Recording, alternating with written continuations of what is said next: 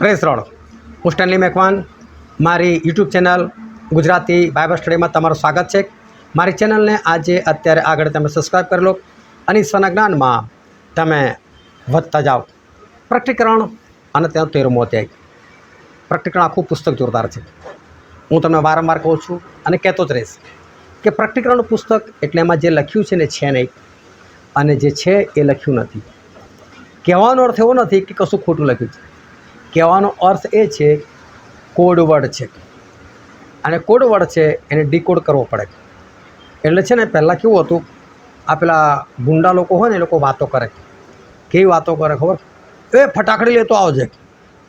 એટલે ફટાકડી એટલે શું? એ તો ફૂલ ફોડવાની એક નાનકડી ફટાકડી આવે, પેલા નાના નાના છોકરાઓ છે ને દિવાળીના સમયે રમતા હોય, ફોડતા હોય, પેલી સાણસીની અંદર મૂકે અને પછી સાણસી આમ પછાડે એટલે સહેજ અવાજ આવે, એને ફટાકડી કહેતા હતા। પણ આ કોડ હતો એ લોકોનો।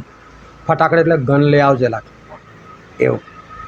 પછી પૈસા માગે ને એટલે શું કે 1 લાખ હોય ને તો કે એક પેટી લઈ આવ, એક પેટી લઈ આવજે। એટલે કોઈ એમ લોકોનો ફોન રેકોર્ડ કરતો હોય કે કોઈ વાતો સાંભળે, એ લોકો ખૂબ પેટી મંગાય છે। એટલે સામાન્ય માણસ છે, પણ પેટી એટલે 1 લાખ, કરોડ રૂપિયા મંગાય। એક ખોખા દેના, એક ખોખો એક ખોખું લઈ આવજે એટલે કરોડ રૂપિયા। તો ખોખું એ લોકો જે શબ્દો વાપરે એ ખોટો નથી, બધું ખરેખર ખોખાની વાત કરે છે, 1 કરોડની વાત કરે છે ને। એટલે એવી રીતે એ લોકો ખોખું બોલે છે, સાચી વસ્તુ છે, ખોટું નથી બોલતા। પરંતુ એની પાસે ભેદ શું છે? તો આ એક કોડવર્ડ છે, એને ડીકોડ કરવો પડે। એ રીતે પ્રેક્ટિકલમાં હું એવું નથી કહેતો કે ખોટું લખ્યું છે, નથી એ બધું લખ્યું, એવું નથી કહેવા માગતો, પરંતુ એક છે ને કોડવર્ડ છે, એને ડીકોડ કરવો પડે।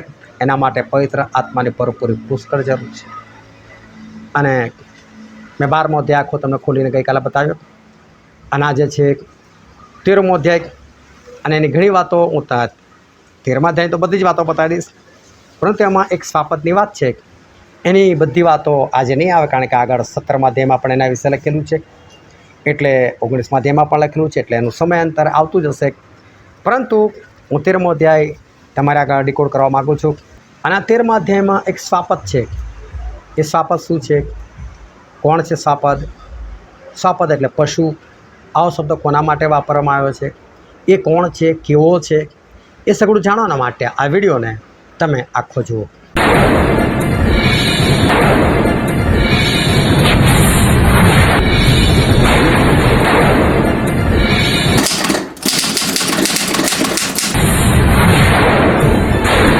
પ્રકટીકરણ 73મો અધ્યાય, અને હું વાંચું છું પહેલી જ કલમ। પછી મેં એક સ્વાપદને સમુદ્રમાંથી નીકળતું જોયું। તેને 10 શિંગડા તથા 7 માથા હતા, અને તેના શિંગડા પર 10 મુગટ હતા, અને તેના માથા પર ઈશ્વર નિંદક નામો હતા। હવે એક સ્વાપદ જોવામાં આવ્યું। સ્વાપદ એટલે પશુ, અને આ જે શબ્દ બાઇબલમાં વાપરવામાં આવ્યો છે એ છે ખ્રિસ્ત વિરોધીને માટે, જે એન્ટીક્રાઇસ્ટ આવનાર દિવસોમાં ઊભો થવાનો છે, જેનો સમય પાકી ગયો છે, એના વિશે આ શબ્દ વાપરવામાં આવે છે। એટલે ઘણા લાગે સાવ કૂતરા જેવો, ગધેડો છે તું, ભડધિયા, આ બધા ઉપનામ નથી વાપરતા। એવી રીતે આના માટે ઉપનામ છે સ્વાપદ એટલે પશુ। એટલે આ તો માણસની લાઈનમાં જ નહીં, આ તો પશુ જેવો છે, પ્રાણી જેવો છે, ભયંકર જાનવર છે, અને ખ્રિસ્ત વિરોધી જાનવર જેવો છે। અને પાછો કેવો છે ખબર છે? એને 7 માથા છે બોલો। હવે ખરેખર આ કોઈ માણસ એવો નથી કે જેને 7 માથા હોય, એને કોઈ 7 માથા નથી, બધા 7 માથા છે એને। એનો અર્થ હું તમને બતાવીશ ત્યારે। અને પછી એને શું છે? 10 શિંગડા છે। હવે જો 7 માથા હોય અને બધા પર 1 શિંગડું હોય તો પછી 7 શિંગડા હોય, 2 હોય તો 14 થાય। આ તો બોલો વિચિત્ર। 10 શિંગડા, 7 માથા અને 10 શિંગડા છે। હું તમને બતાવવા માગું છું કે આ 7 માથા એ શું છે, અને પ્રકટીકરણનું પુસ્તક તેનો 17મો અધ્યાય તે 9મી અને 10મી કલમ। આનો ખુલાસો જ્ઞાની મન કરે। જે 7 માથા છે તે 7 પહાડ છે, તેઓ પર સ્ત્રી બેઠેલી છે, વળી તેઓ 7 રાજા છે। જો આ 7 માથા ખરેખર શું છે? તો કે 7 રાજા। રાજા એટલે આ બહુ બધી જૂની ભાષા છે। અત્યારે તો દેશના પ્રેસિડેન્ટ હોય છે, રાષ્ટ્રપતિ હોય છે, પ્રધાનમંત્રી હોય છે, વડાપ્રધાન હોય છે, આવા બધા અલગ અલગ શબ્દો વપરાય છે હવે તો। બધું પહેલાં રાજા શબ્દ વપરાતો હતો. 7 રાજા છે. આ 7 માથા એટલે 7 રાજા. એનો મતલબ 7 રાજા, તો એનો મતલબ 7 દેશ છે. તો આ જે ખ્રિસ્ત વિરોધી છે એને 7 માથા છે.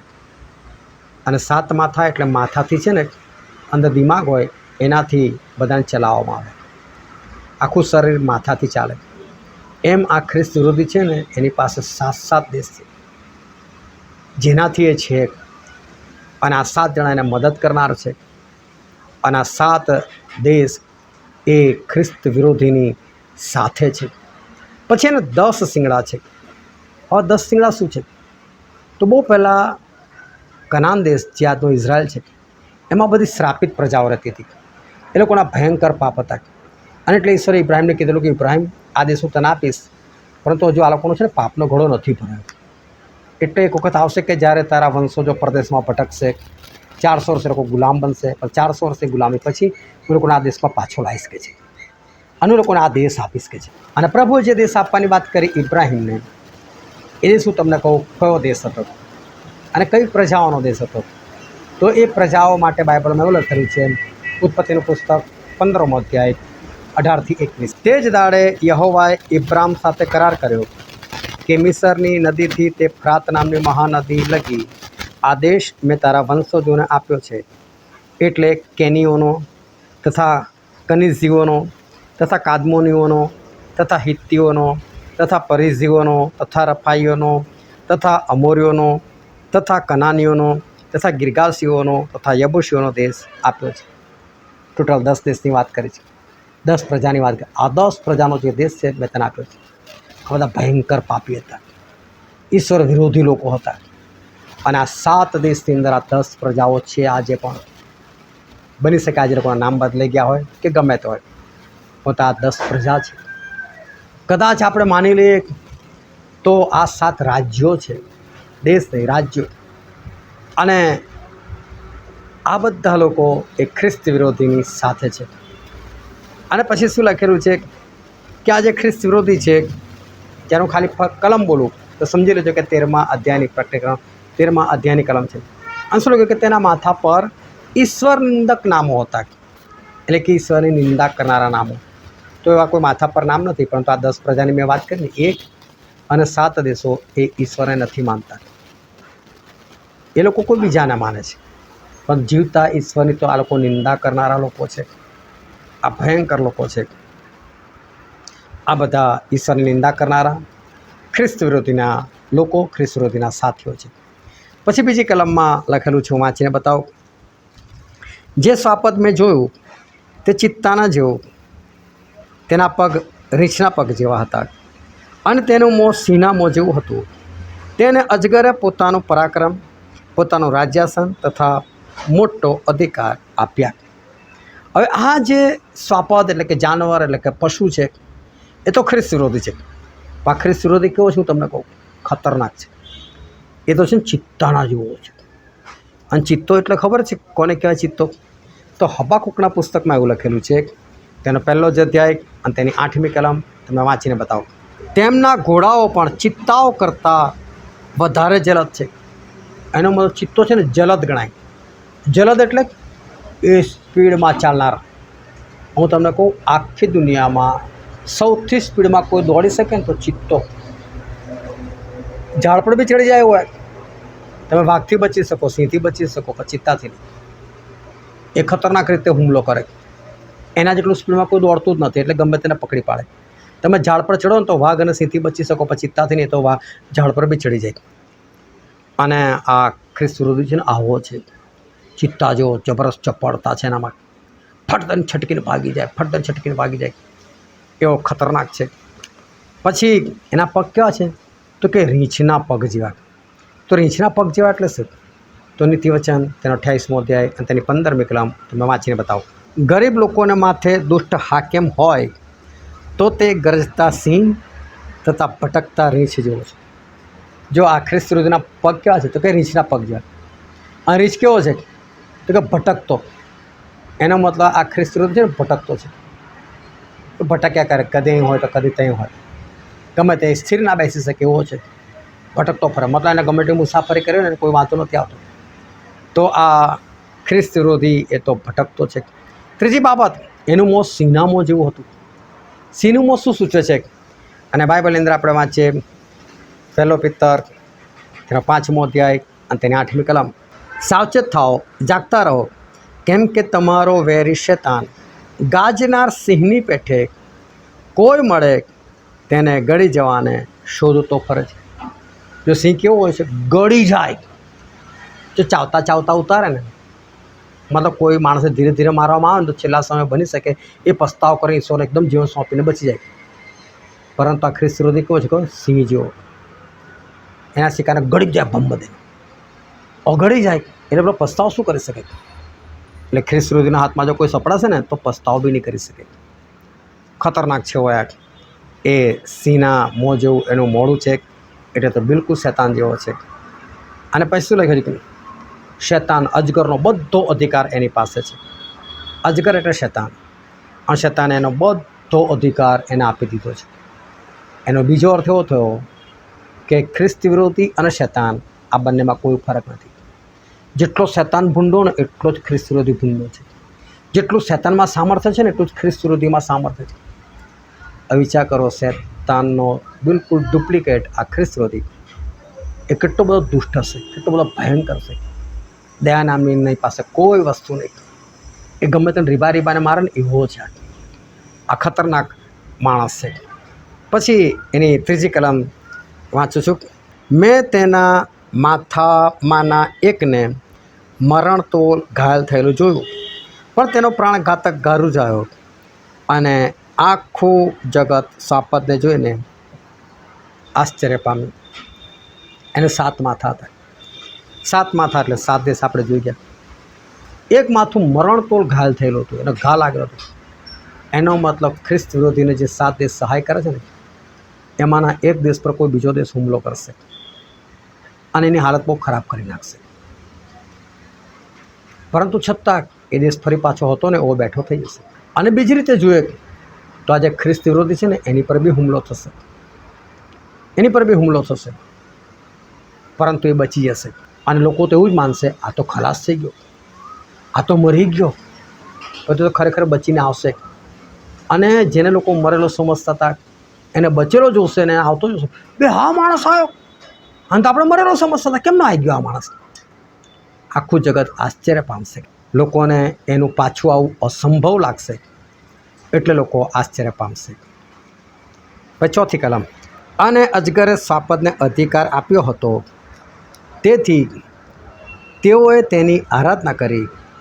વળી તેઓએ સાપદની પણ આરાધના કરી અને કહ્યું કે સાપદના જેવું બીજું કોણ છે, અને એની સામે લડી શકે એવું કોણ છે? જો આ સાપદ એટલે ખ્રિસ્ત વિરોધી, અને શૈતાને એને જે અધિકાર આપ્યો, એને જે કામ સોંપ્યું, એને જે બળવાન કર્યો, એને કારણે લોકો શૈતાનની આરાધના કરશે. બોલો, આજે હું તમને કહું, દુનિયાના કેટલાય દેશોમાં શૈતાનના ચર્ચ ચાલે છે. એ લોકો ક્રોસને ઊંધો કરે છે, ઊંધો લટકાવે છે. આનું તમને કહું, આ રોમન કેથલિકો ખરા ને, એ લોકોને ખબર નથી બિચારાઓને કે અમે કઈ જગ્યાએ જઈ રહ્યા છીએ.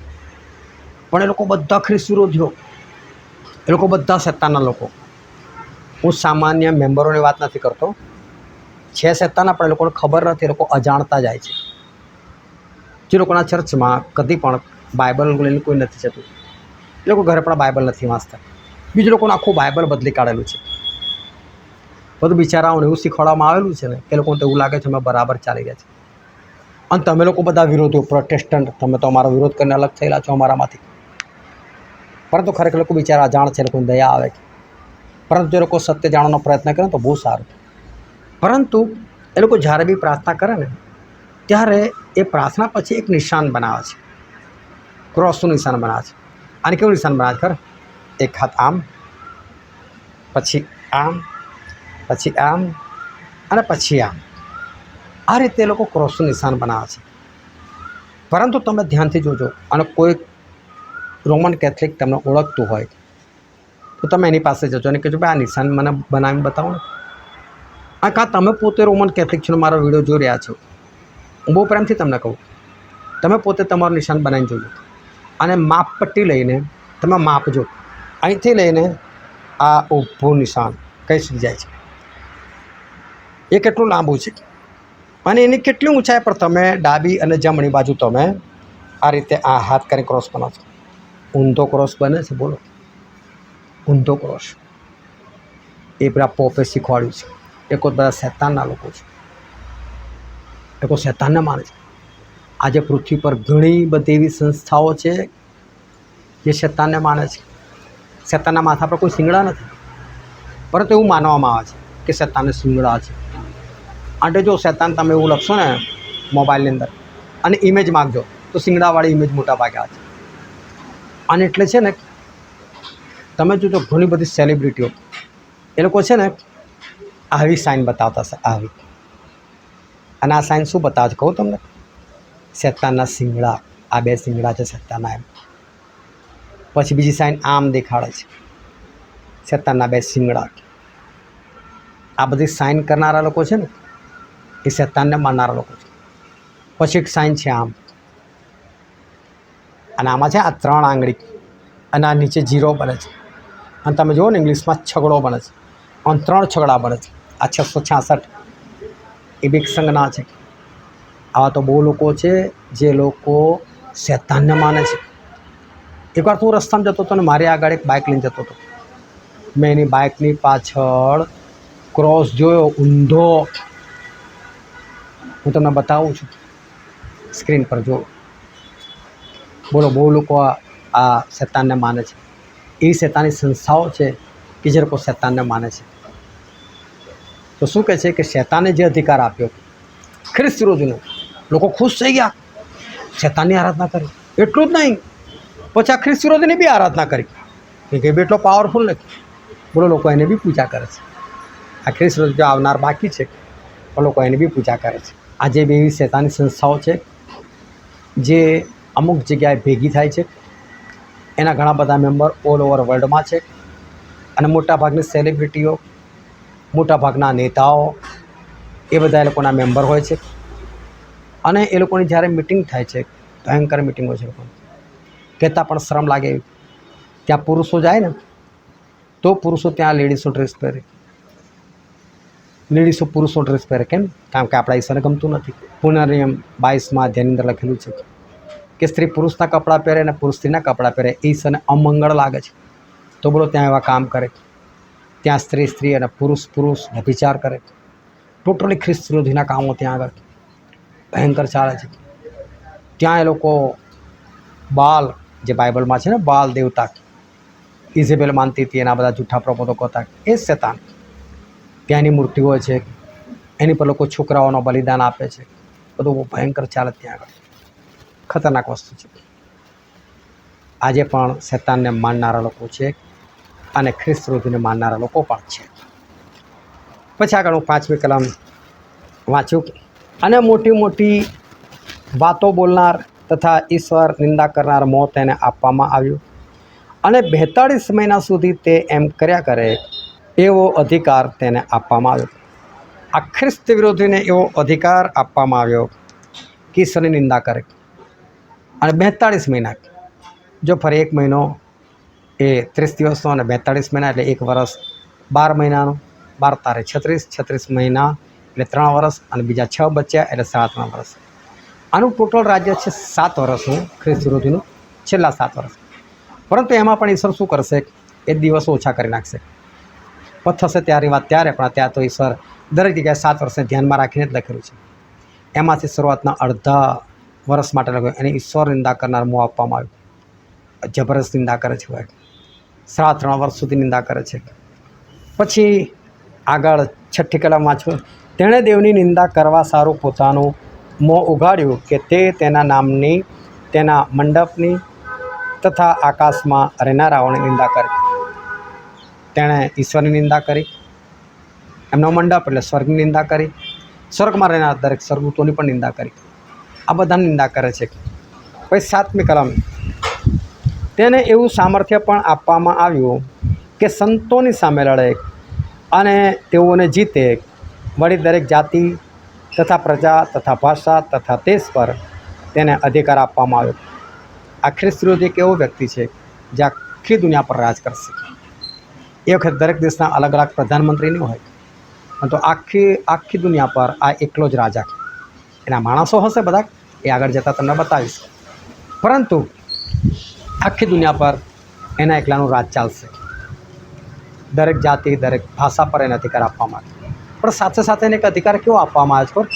પવિત્ર લોકો, એટલે એ સમયે જે ઈશ્વરના લોકો જીવે છે ને, એ લોકોને મારી નાખવાનો અધિકાર પણ એની પાસે છે. અને તે જ્યારે પાંચમી મોહર ખોલવામાં આવે છે ને, અને ત્યારે પાંચમી મુદ્રા ખોલે છે, ત્યારે વેદી તળ જે બધા આત્માઓ, જે લોકો મરીને ઉપર ગયા, જે લોકોને ઈશ્વરના નામને કારણે, સાક્ષીને કારણે મારી નાખવામાં આવેલા, એ બધા પ્રભુ શું કહે, જો પ્રભુ શું અમારો બદલો ક્યારે લેશો? તો પ્રભુ શું કહે છે? હજુ બી ઘણા બધા લોકો છે જે તમારી પેઠે માર્યા જવાના છે. એ લોકોને ગણતરી પૂરી થવા દો ને પછી કહે છે. એટલે આ ખ્રિસ્ત વિરુદ્ધનો એવો અધિકાર છે કે સાચા ખ્રિસ્તીઓને મારી નાખી શકે. પણ એટલું કે ભલે ન મરતા, એ લોકો જશે તો ઈશ્વર પાસે શરતો મળશે ને. અને બીજી વસ્તુ, ઈશ્વર હંમેશા છે ને પોતાના લોકોને છે ને મરવા નથી દેતા. સમજો કે હું છું ને મારી પાસે કોઈ તલવાર લઈને મને મારવા માટે આવી અને મારી ગરદન ઉડાવી નાખી, જોનાર બિચારો મરી ગયો, કેટલા લોકો રડશે, આ તે પણ. હું તમને કહું, જેવી તલવાર અહીંયા આવે ને, હવે 1 સેકન્ડ પણ નથી બાકી, ધમ દઈને મારું ગરદન અલગ, કાં તો કોઈ ગોળી છોડે છે, બસ છાતીમાં વાગવાની છે, પતી જવાનું છે. પણ ઈશ્વર એની માઇક્રો સેકન્ડ પહેલાં આત્મા ધમ દઈને બહાર કાઢી નાખે છે. એટલે શું થાય છે? પેલા લોકો મેં આને મારી નાખ્યો તલવાર મારીને, નહીં, એની 1/2 સેકન્ડની અંદર જ ઈશ્વર એનો આત્મા કાઢી દીધેલો. એને દુઃખ નહીં થવા દેતા ઈશ્વર. એટલે પ્રભુએ શું કીધું ખબર? અહીં ઘણા બધા લોકો એવા ઊભા છે કે જે લોકો મૃત્યુ પામશે જ નહીં. બધો ખરેખર શબ્દ એવો હતો કે મૃત્યુનો અનુભવ કરશે જ નહીં, કારણ કે એની પહેલાં તો લોકોને કાઢી લેવામાં આવશે. શું અનુભવ કરે? આના માટે ઈશ્વર મારે એવું બહુ સારું છે. લોકોને એવું લાગે આને મારી નાખવામાં આવ્યો, તડપાવવામાં નહીં, પેલા 2 મિસ્ટ છોકરાને અને બાપને બાળી નાખવામાં આવેલા ત્યાં. પણ એની પહેલાં તો ઈશ્વર છે ને જીવ કાઢી લે, એમના આત્મા કાઢી લે. પછી 8મી કલમ, જેઓના નામ સૃષ્ટિના મંડાણથી મારી નંખાયેલા હલવાનના જીવન પુસ્તકમાં લખેલા નથી, એવા પૃથ્વી પર રહેનારા સર્વ તેની આરાધના કરશે. મારી નંખાયેલું હલવાન એટલે પ્રભુ ઈસુ ખ્રિસ્ત. અને પ્રભુ ઈસુ ખ્રિસ્તનું એક જીવનનું પુસ્તક છે. એમાં જે લોકોના નામ નથી, એ બધા નરકમાં જનારા છે. એ નરકમાં જનારા જ એની આરાધના કરશે. ઈસરા લોકો કંઈ એની આરાધના નહીં કરે. તમારું નામ જીવનના પુસ્તકમાં છે? તમને ખાતરી છે? ખાતરી કરી લેજો ભાઈ. પછી 9મી કલમ એવું કહે છે, જો કોઈને કાન હોય તો તે સાંભળે. તો કાન હોય તો સાંભળે, કાન ના હોય તો કોઈ સાંભળવાનું. પ્રભુ શું ખરેખર એવું કહેવા માગે છે? સાંભળો છો ને તો માનો.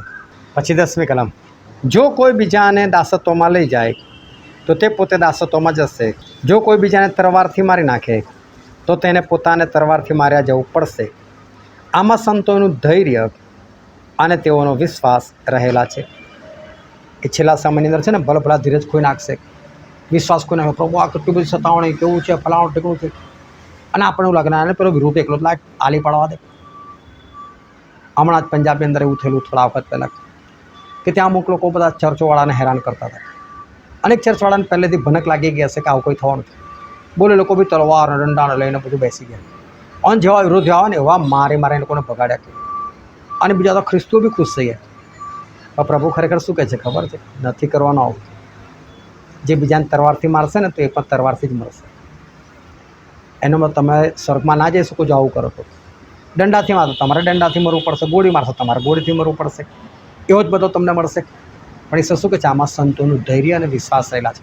પૂરી ધીરજ રાખવાની. જે હશે પ્રભુ બદલો લેશે. આપણે શું કામ બદલો લેવાની જરૂર? પ્રભુ બદલો લેશે. પ્રભુને જે કરવું તે કરે. પ્રભુ લોકોને માફ કરે તોય સ્વર્ગમાં લે, તોય અનરકમાં નાખે તોય. આપણે શું? એ બધું પ્રભુનું કામ છે. પ્રભુ પર છોડી દેવાનું. પણ તો આપણે પોતાની જાતને સાવચેત રાખીને આપણે સામે વળતો ઘા ના કરીએ. પછી 11મી કલમ, પછી મેં પૃથ્વીમાંથી બીજા એક શ્વાપતને નીકળતું જોયું. તેને હલવાના શિંગડા જેવા 2 શિંગડા હતા અને અજગરની પેઠે તે બોલતું હતું. હવે બીજો એક શ્વાપત આવ્યું, એટલે બીજો એક જાનવર. આ બી માણસની લાઈનમાં જ નહીં, આ બી જાનવર જ છે. પણ પેલો ખ્રિસ્ત વિરોધી, જેની પાસે શૈતાનનું 100% સામર્થ્ય છે, આ એનો સાથી જ છે. અને એને છે ને બાઇબલમાં જૂઠો પ્રબોધક કહેવામાં આવેલો છે. અને તમને કલમ વાંચીને બતાવો. પ્રકટીકરણનું પુસ્તક 19મો અધ્યાય અને તેની 20મી કલમ. શ્વાપદ પકડાયો એટલે ખ્રિસ્ત વિરોધી પકડાયો. અને તેની સમક્ષ જે જુઠ્ઠા પ્રબોધકે ચમત્કારો દેખાડીને શાપતની છાપ લેનારાઓને તથા તેની મૂર્તિ પૂજનારાઓને ભમાવ્યા હતા, તેને પણ તેની સાથે પકડવામાં આવ્યો. એ બંનેને ગંધકથી બળનારી અગ્નિની ખાઈમાં જીવતા જ નાખી દેવામાં આવ્યા છે ને. એને જુઠ્ઠો પ્રબોધક કીધેલો છે. આ જુઠ્ઠો પ્રબોધક જે ખ્રિસ્ત વિરોધીનો એકદમ નજીકનો એ ચમત્કાર કરનાર છે, હમણાં આવશે આગળ. પણ શું લખ્યું? એને હલવાન જેવા શિંગડા છે. હલવાન શું? હલવાને શિંગડા હોય? હલવાને કદી પણ શિંગડા હોતા નથી. પરંતુ અહીંયા લખેલું છે કે એને પણ હલવાન જેવા શિંગડા છે. પરંતુ હલવાન જંગલી હોય ને તો પાછા શિંગડા હોય. ઘેટા હોય ને, ઘેટાને શિંગડા નથી હોતા. અહીં મૂળ ઘેટાની વાત છે. તો જંગલી ઘેટા પણ હોય અને શિંગડાવાળા હોય. હું તમને બાઇબલમાંથી જ દેખાડું. જ્યારે ઇબ્રાહિમ ઈસાકનું બલિદાન આપવા માટે જાય છે ત્યારે ઈસાક પ્રશ્ન પૂછે છે, પિતા ઘેટું કહી શકે છે? તો કે છોડને ઈશ્વરને જેવો છે ને, ઈશ્વર પૂરું પાડી શકે. અને પછી ત્યાં બલિદાન કોને આપવાનું હતું? ઈસાકનું આપવાનું હતું. પછી ઇબ્રાહિમે કહેવું પડ્યું કે બેટા તારું જ બલિદાન છે. ઈસાક પણ બલિ થવા માટે તૈયાર થઈ જાય છે, સૂઈ જાય છે. કારણ કે એ વખતે ઈસાક નાના છોકરા નહોતા, એ 33.5 વર્ષના હતા. એ બધું અભ્યાસ માગી લેવું છે, પરંતુ અત્યારે તો આપણે આ સબ્જેક્ટ આપણો અલગ છે. તે પોતે પણ સૂઈ જાય છે, એને બાંધવામાં આવે છે. અને જ્યારે ઇબ્રાહિમ છરો ચલાવવા જાય ત્યારે ઈશ્વર ના પાડે છે. અને ઈશ્વર કહે છે કે ભાઈ હું જાણું છું, જાણી ગયો કે તું ખરેખર મારાથી બીવે છે. અને પછી ઈશ્વરે એમને કંઈ દેખાડે છે. હું તમને કલમ વાંચીને દેખાડું. ઉત્પત્તિનું પુસ્તક તેનો 22મો અધ્યાય અને 13મી કલમ. અને ઇબ્રાહિમે આંખો ઊંચી કરીને જોયું ને જુઓ પછવાડે એક મેઢો ઝાડીમાં શિંગડાએ ભરાયેલો હતો. અને ઇબ્રાહિમ જઈને તે ઘેટાને લાવ્યો ને પોતાના દીકરાને બદલે તેનું દહન અર્પણ કર્યું. શું લાગે? તે ઘેટાને લાવ્યો. આ જરા અલગ પ્રકારનો ઘેટા હોય, જંગલી. એને પાછા શિંગડા હોય, જંગલી ઘેટાને. એટલે હલવાન છે ખરું, પરંતુ પાછું કેવું છે? એને શિંગડા છે. એટલે આ જંગલી ઘેટો છે. એટલે આ ખ્રિસ્ત વિરોધીનો જે સાથી છે ને, એને જંગલી ઘેટો એ કહેવામાં આવે છે. પરંતુ બીજી પણ એક વાત તમને બતાવું કે જ્યારે ઈશ્વરે મૂસાને કીધેલું હતું કે તમારે આ મહિનાના 10મા દિવસે હલવાન ખરીદવું અને પછી તમારે એને 14મા દિવસે એને કાપવું, એટલે કે 4 દિવસ તમારે રાખી મૂકવું અને પછી 4થા દિવસની સાંજે તમારે એને કાપવું. તો હું તમને એ વાંચીને બતાવું. અને નિર્ગમન પુસ્તક તેનો 12મો અધ્યાય અને તેની 5મી કલમ. પણ ત્યાં શું કહે છે? જો, હલવાન એબ રહિત તથા પહેલા વર્ષનો નર હોવો જોઈએ. તે તમારે ઘેટામાંથી કે બકરામાંથી લેજો. એટલે પાછું બકરાનું બચ્ચું તો એને બી પાછું હલવાન જ કીધેલું છે. એટલે આ છે ને બકરો અને જંગલી ઘેટો છે. આવો જે ખ્રિસ્ત વિરોધીનો સાથી છે ને એ. અને શું કેવી રીતે બોલતું હતું? અજગરની જેમ. એને મતલબ આ પણ શેતાનનો સાથી છે અને શેતાનની જેમ એ બોલી રહ્યો છે. પછીની 12મી કલમ. પહેલાં શાપતનો સર્વ અધિકાર તેની સમક્ષ તે ચલાવે છે. અને જે પહેલાં શાપતનો પ્રાણઘાતક ઘા રૂજાયો હતો તેની આરાધના પૃથ્વી પાસે તથા તે પર રહેનારાઓની પાસે તે કરાવે છે. હવે આ જે ખ્રિસ્ત વિરોધીનો સાથી છે, જૂઠો પ્રબોધક, એ જૂઠો પ્રબોધક શું કરે છે? એને આ જે શાપત એટલે ખ્રિસ્ત વિરોધી છે એનો બધો અધિકાર એને આપવામાં આવે છે. હવે પાછો એને બધો અધિકાર આપી દીધો એટલે પેલો ખાલી થઈ ગયું નહીં. પરંતુ તમે જો કંપનીમાં છે ને બોસ હોય અને પછી એને એક સેક્રેટરી હોય. એ સેક્રેટરી શું કરે? કાં તો પીએ હોય, પર્સનલ આસિસ્ટન્ટ, એનું બધું ધ્યાન રાખે. હવે છે ને જે માલિક હોય ને, બોસ, એ શું કરે? સેક્રેટરીને પૂછે બે આજે કઈ કઈ જગ્યાએ મિટિંગ છે. એટલે પેલો કે સવારે 7 વાગ્યાને 5 મિનિટે આ જગ્યા પર મિટિંગ છે, આટલા વાગે તમારે નાસ્તો કરવાનો છે, આટલા વાગે તમારે ખાવો. બધો પ્રોગ્રામ એની પાસે હોય. પરંતુ એ કંઈ એના માલિકને નથી ચલાવતો. માલિક એને કીધું તારે મારું શેડ્યુલ બનાવીને રાખવાનો. એટલે પેલાને અધિકાર આપ્યો, મારે જે કરવાનું છે ને એ બધું તારે કરવાનું. એવું તને અધિકાર આપું છું, મારું બધું શેડ્યુલ ગોઠવ, મારે જે કરવાનું છે બધું ગોઠવી રાખ. મારે કઈ જગ્યાએ મિટિંગમાં જવાનું તો મિટિંગમાં પાછો બોસ જાય, પેલી સેક્રેટરી ના જાય, પર્સનલ આસિસ્ટન્ટે ના જવાનું હોય. જવાનું તો એની સેવા માટે બહાર બેસવાનું હોય. પણ બધા નિર્ણયો તો છે ને આણ જ કરવાના હોય. એવી રીતે આ જે બીજું સ્વાપદ છે, જે ઓરિજિનલ સ્વાપદ એટલે કે ખ્રિસ્ત વિરોધીનો જે સાથી છે, જૂઠો પ્રબોધક છે, એ બધા પ્રોગ્રામ સેટ એ કરે છે. અને આ શું કહે છે? હવે આનું તો કે માથું કે છે પેલું પ્રાણઘાતક ઘા વાગેલો મરી જાય એવું હતું છતાં બચી ગયું ને, ચલોલાની આરાધના કરો કે એ બધું કરાવડાવે છે. તો ખ્રિસ્ત પોતે નથી કે તોરા મારી આરાધના કરો. આ જૂઠો પ્રબોધક બધાને કહે ચલોલાની આરાધના કરો છે, અને આ બધું પેલાથી જ નક્કી થયું છે. પણ કહેવામાં શું, તું કર આ બધું ભાઈ, એટલે એને અધિકાર આપવામાં આવેલો છે અને એ બધા પાસે આરાધના કરાવે છે. પછીની 13મી કલમ, અને તે મોટા ચમત્કારો કરે છે એટલે સુધી કે તે માણસોની નજર આગળ આકાશમાંથી પૃથ્વી પર અગ્નિ પણ વરસાવે છે. હવે આ જૂઠો પ્રબોધક ખ્રિસ્ત વિરોધીનો સાથી મોટા મોટા ચમત્કારો કરે છે. આવ્યું ને ચમત્કાર, આકાશમાંથી આગ પણ વરસાવ્યો. જોલાક આ જે છે ને શાપત, એટલે એ શાપત નહીં બોલે, આ જે છે ને એ જ ખ્રિસ્ત છે, આ છે જ તમારો દેવ છે, જો એના નામથી કયા ચમત્કાર કરું છું. પણ પછી મોટા મોટા ચમત્કારો કરીને દેખાડશે, આકાશમાંથી આગ પાડીને દેખાડશે. એટલે પેલાના સામર્થ્યથી કરશે, જેને શેતાને સામર્થ્ય આપ્યું છે, અજગરે સામર્થ્ય આપ્યું છે. પણ આ કીધું તું તારા કરને ભાઈ હું બેઠો છું પાછળ, આ કરીને બતાવશે ચમત્કારો. પછી 14મી કલમ કહે છે, શાપતની સમક્ષ જે ચમત્કારો કરવાનો અધિકાર તેને આપવામાં આવ્યો તેઓ વડે પૃથ્વી પર રહેનારાઓને તે ભમાવે છે, અને પૃથ્વી પર રહેનારાઓને તે કહે છે કે જે શાપત તરવારથી ઘાયલ થયું હતું છતાં જીવતી રહું તેની મૂર્તિ બનાવો. અજા એનો સાથી આ જૂઠો પ્રબોધક શું કહે છે, ચમત્કારો કરીને લોકોને ભાવ જોયું ક્યાં જોરદાર ચમત્કારો, આ જ ઈશ્વર છે માનો, એની મૂર્તિઓ બનાવો. એ કઈ પહોંચી વળશે, બનાવો એની મૂર્તિ. જો પોતે નથી બનાવતો, લોકોને કહે છે મૂર્તિ બનાવો, અને અંદર છે ને બહુ ભયંકર રહસ્ય રહેલું છે. તમને કોઈ મૂર્તિ બનાવવાનું કહે તમે મૂર્તિ બનાવી શકો? તમારામાં મૂર્તિ બનાવવાની આવડત છે? એ તો જેને આવડતું એ જ બનાવવાનું. અને અહીં શું લખેલું છે, જે શ્વાપત તરવારથી ઘાયલ થયો હતું છતાં જીવતું રહ્યું તેની મૂર્તિ બનાવો. અને આવું કોને કહે છે, તો કે પૃથ્વી પર રહેનારાઓને કહે છે. એટલે કોઈ કંપનીનો ઓર્ડર નથી આપતા તમે બધી મૂર્તિ બનાવીને વેચો. બોલો, લોકોને કહે છે મૂર્તિ બનાવો, અને પછી નહીં લોકો મૂર્તિ બનાવે પ્રાણ પ્રતિષ્ઠા કરે. એ રીતે આ બી પ્રાણ પ્રતિષ્ઠા એ કરે. લોકોને કહે ચલો બનાવલા મૂર્તિ, એટલે બીજા બધાએ બનાવવાની મૂર્તિ. અને કોણ બનાવશે? જે ખ્રિસ્તો નથી ને એ મૂર્તિ બનાવશે, જે ખરો ખ્રિસ્તી નથી એ મૂર્તિ બનાવશે. બીજા બધા તો બનાવશે જ બનાવશે, પણ ખરા ખ્રિસ્તી નથી ને, જે આજે યોગ્ય રીતે નથી ચાલતા ને, તો બધા સમાધાન કરી લેશે. એ લોકોએ બનાવશે મૂર્તિ, નરકમાં જશે. પરંતુ આગળ એવું લખેલું છે એની 15મી કલમ, અને એને એવું સામર્થ્ય આપવામાં આવ્યું કે તે શાપતની મૂર્તિમાં પ્રાણ મૂકે, જેથી તે શાપતની મૂર્તિ બોલે, અને જેટલા માણસો શાપતની મૂર્તિની આરાધના ન કરે તેટલાને તે મારી નંખાવે. બોલો, આ મૂર્તિમાં છે ને પ્રાણ મૂકશે.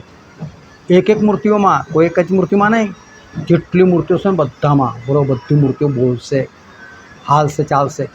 અને કેટલા લોકો ભમાઈ જશે. કેવી રીતે? એટલે બાઇબલમાં તો એવું લખેલું છે, એને કાન છે પણ એ સાંભળતી નથી, નાક છે પણ સૂંઘતી નથી, ને મોં છે ને ખાતી નથી, ને હાથ છે ને પકડતી નથી, ને પગ છે ને ચાલતી નથી. ગીતશાસ્ત્ર 135 115માં આ બાબત લખેલી છે. અને આ તો બધું કરે છે. બાઇબલ ખોટું, બાઇબલ ખોટું માનવાને કંઈક આ તો વાંચ્યું જ નહીં હોય, પ્રેક્ટિકલમાં ચાટ ડૂબતી નથી, અભ્યાસ કરવો નથી, સાંભળવું નથી, તો આ લોકો તો બધા ભમાઈ જવાના. હું તમને બી કહું છું, તમે આખો વિડીયો નથી જોઈ શકતા, થોડું કંઈ સ્કીપ કરીને મૂકી દો છો, તમારી હાલત કેવી થવાની. જ્ઞાન મેળવવું બહુ જરૂર છે. પ્રભુ કહે છે મારા લોકો જ્ઞાનના અભાવે નાશ પામી રહ્યા છે, લોકો નાશ પામશે. આના માટે જાણવું બહુ જરૂરી છે. આ માણસ એ મૂર્તિમાં પ્રાણ મૂકશે, મૂર્તિ બોલશે, અને જે લોકોને આ વચ્ચે નહીં ખબર હોય એ તો બધા પ્રભુને ભૂલીને એનું જ કામ કરવા લાગી જશે. અને જો કોઈ સાચો ખ્રિસ્તી છે અને મૂર્તિની પૂજા નહીં કરે તો કે આના મારી નાખો, આ ના જોઈએ, આની પૂજા નથી કરતો, મારી નાખવાનું. પણ તમને એવું કે કઈ રીતે ખબર પડશે? આજે તમારા હાથમાં જે મોબાઈલ છે ને, એ મોબાઈલથી તમે કોઈ જગ્યાએ છુપા નથી રહી શક્યા. તમે જે કંઈ કરો છો ને એને ખબર પડે છે. તમે માનશો, આ અઠવાડિયાની અંદર એક ભયંકર ઘટના બની. મેં ગઈકાલે જ સાંભળી. આ પ્રેક્ટિકલના પુસ્તક પર મેં છેક 2020ની અંદર સ્ટડી કરાવેલી અને એને યુટ્યુબ પર મૂકેલી છે. 18 પાર્ટ છે એના. 18 પાર્ટની અંદર આ પ્રેક્ટિકલ પૂરું કરેલું છે. એક પાર્ટ કલાક, દોઢ ને 2 કલાકના છે. અને આ પ્રેક્ટિકલના 1 થી 22 અધ્યાય એ રીતે નથી લીધું.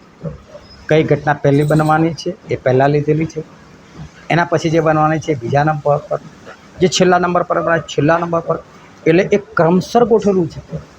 આ પર્ટિક્યુલર ક્રમસર નથી મૂક્યું ઈશ્વરે, પણ એ ક્રમસર કેવી કેવી ઘટના બનવાની છે એ રીતે મેં એને મૂકેલું છે. ખતરનાક અભ્યાસ. એક ભાઈ આ છેલ્લા અઠવાડિયાથી આ જોવા લાગ્યા મેસેજ. નોટ પેન લઈને બેસે અને પોઝ કરે, લખે, જુએ, પોઝ કરે, લખે, જુએ, અભ્યાસ કરે, બાઇબલ વાંચે. એ રીતે એમણે બધું જોવાનું કર્યું. તમે માનશો એમનો ફોન ઓટોમેટિક સ્વિચ ઓફ થઈ ગયો. મહિના જ પહેલાં લીધેલો નવો ફોન સ્વિચ ઓફ થઈ ગયો કેમ? જે સ્વિચ ઓન કરીને બેટરી બધું હતું, ઉપર એક મેસેજ ફ્લેશ થયો અને મેસેજમાં શું લખેલું હતું? તમે બહુ વિડીયો જુઓ છો એટલે મેં બંધ કરી દીધું. બોલો, કોઈ ટેક્સ્ટ મેસેજ નહીં, કોઈ વોટ્સએપ પર મેસેજ નહીં, સ્ક્રીન પર એમને મેસેજ કોણે મોકલ્યો હશે? એ ભાઈએ કીધું કે પછી મેં છે ને ઇન્સ્ટાગ્રામ ચલાવ્યું, એને પણ ઘણા બધા વિડીયો જોયા, કશું ના થયું. એનો મતલબ એ વિડીયો જુઓ તો ચાલે, અને આ સાચા વિડીયો જુઓ તો ના ચાલે. ઈશ્વરે બહુ અદ્ભુત આપેલું છે, અવગણના ના કરશો. જોજો, આજે લોકો જે શેતાનના લોકો છે એ સચ્ચાઈથી ગભરાય છે. એ લોકો નથી ચાહતા કે આવા સાચા વિડીયો લોકો જોઈ શકે. અને આવું એમની સાથે 3 વખત થયું. ગઈકાલે જે મારી વાત થઈ આવું 3 વખત થયું. વિચાર કરો. ઘણી વખત તો મારો થંબનેલ ઉડાવી નાખવામાં આવે છે, મારો વિડીયો ઉડાવી નાખવામાં આવે છે. કેમ? એક સત્ય પ્રગટ કરવામાં આવે છે ને માટે. એટલે તમે જો અનુભવ કરતા હોય ને તો અમુક શબ્દો છે ને પૂરા નથી બોલતો.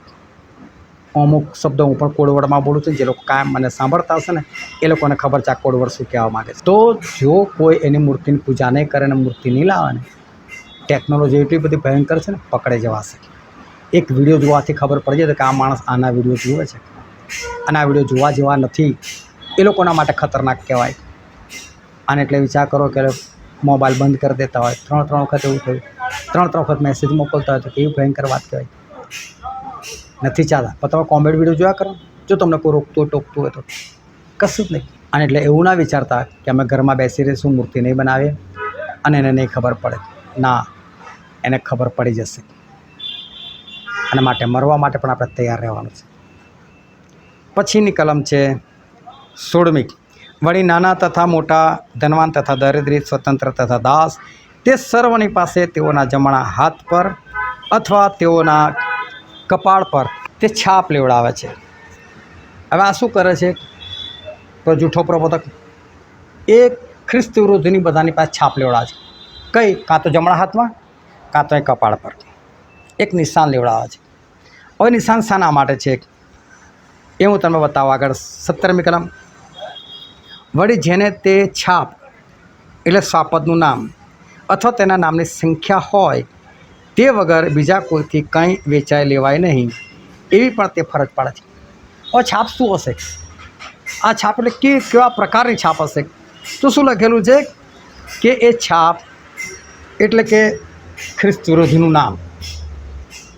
એટલે બની શકે ગાડીનું નામ લખવાનું હોય. બીજી બાબત કે છે અથવા તેના નામની સંખ્યા, એટલે એના નામની કેટલી સંખ્યા બને છે.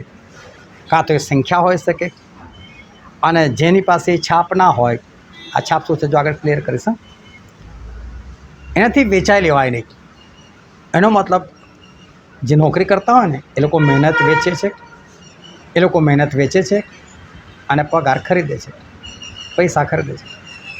જે લોકો કારોબાર કરે છે એ લોકો કંઈ ને કંઈ વસ્તુ વેચે છે અને પૈસા કમાય છે.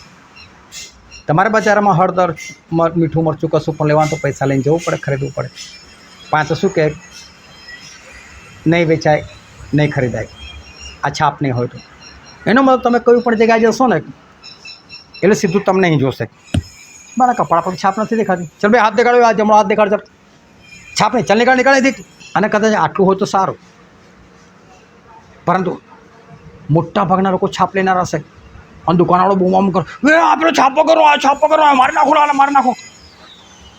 ખ્રિસ્ત વિરોધીના માણસો ફરતા હશે અને બધા પકડીને મારી નાખે તો કેવી પરિસ્થિતિ હશે? એ વખતે એ કેવા દિવસો હશે, કેવી ભયંકરતા હશે. એના વગર તમે ખરીદી નહીં શકો, વેચી નહીં શકો, કેવી હાલત હશે. પણ પછી આગળ લખેલું છે નહીં, 18મી કલમ, આમાં ચાતુર્ય રહેલું છે. આમાં એટલે છાપમાં. જેને બુદ્ધિ છે તે સ્વાપદની સંખ્યા ગણે, કેમ કે તે એક માણસના નામની સંખ્યા છે અને તેની સંખ્યા 666 છે. 666 સંખ્યાની વાત કરવામાં આવે. એનો મતલબ 666 અહીં લખવાનું, કાં તો 666 જમણા હાથમાં લખવાનું.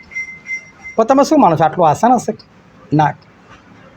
અત્યારે તમે જુઓ ને, એક ફિલ્મનો હીરો છે અલ્લુ અર્જુન, એ એવું કહે છે કે મને 666 બહુ ગમે છે, એટલે હું એની ગાડી ખરીદે ને તો એનો નંબર 666 જ રાખે છે. તમે જુઓ, એક પીણું આવે છે, એનું નામ છે મોન્સ્ટર ઇંગ્લિશમાં, અને મોન્સ્ટર એટલે પશુ, સ્વાપદ એટલે ખ્રિસ્રોધિક, અને એણે એમ બનાવેલો છે. એમ કેવો બનાવેલો છે? આમ, આમ અને આમ.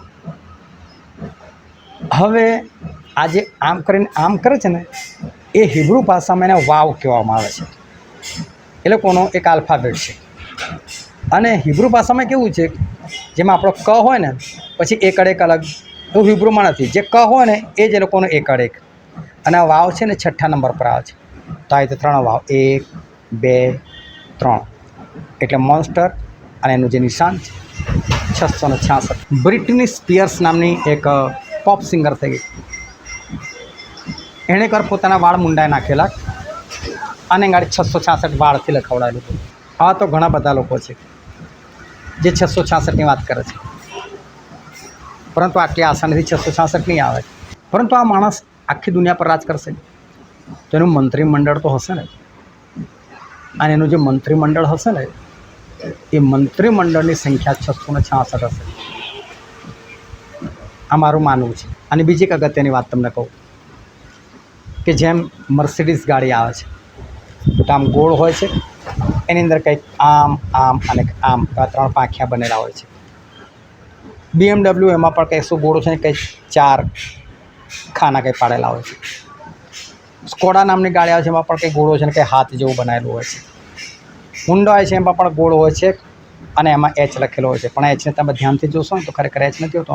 એમાં 2 માણસો એકબીજાને મળીને હાથ મિલાવે છે અને એચ બને છે. એવા પ્રકારના આ બધા લોગો કહેવાય, નિશાન કહેવાય. પરંતુ તમે ગમે એટલા એચ જુઓ ને તમને કશું ના થાય, પણ હુન્ડાઈવાળો એચ જુઓ ને તમે કહો, હે હુન્ડાઈ. તમે ગમે એટલા ગોળને 3 પાંખ્યા જુઓ ને, એમાં વાંધો નહીં, પણ પેલું મર્સિડીઝવાળું જુઓ ને, આ મર્સિડીઝ શાનાથી ઓળખો તમે? આ લોગોથી. એટલે આ બી છે ને એટલું આસાનીથી કંઈ 666 લઈને નહીં આવે. આ બી કશોક લોગો લઈને જ આવવાનો. જોજો કેવો લોગો બનાવશે ને, બે યાર તમે તો યાર બધી વાતમાં તમે 666 કર્યા કરો છો એમ કહેશે પછી લોકો. જ્યારે આધાર કાર્ડ આવ્યું ત્યારે મને એટલી બધી નથી ખબર, પરંતુ એ વખતે ઘણા બધા લોકો કહેતા હતા આ 666 જેવું જ છે. અને ખરેખર એવું જ છે ને. આધાર કાર્ડ વગર તમે ગાડી ખરીદી શકો? નથી ખરીદી શકતા. બેંકમાં ખાતું ખોલી શકો છો? નથી ખોલી શકતા. બધી જગ્યાએ એને જરૂર પડે છે ને. આ એની જ એક એના જ કુટુંબનું આ સમજો આધાર કાર્ડ છે. એ રીતે બધું આયા કરે છે. અને બધાને શું છે, ભાઈ તમે તો આની વખતે બોલતા, તમે પેલાની વખતે બોલતા, તમે ઢીકડાની વખતે બોલતા હતા. પેલી રોકેટ આવેલું ખબર 2020માં, એનું સર્ટિફિકેટ જેની પાસે ના હોય તો એનાથી ક્યાં સફર થતી હતી, એ ક્યાં બહાર નીકળી શકતો હતો, ખરીદી શકતો હતો, લઈ શકતો હતો. દુકાનવાળાને બી નહોતું કીધું એનું સર્ટિફિકેટ તમે લગાવીને મૂકો, જે આવે એની પાસે પણ સર્ટિફિકેટ માગો. બરાબર. ટ્રેનમાં બસમાં ક્યાં સફર કરી શકતા હતા, સર્ટિફિકેટ જોતું હતું કે નહીં. એ બી આની જ એક નિશાન હતી. એ નહોતું, એ 666 નહોતું.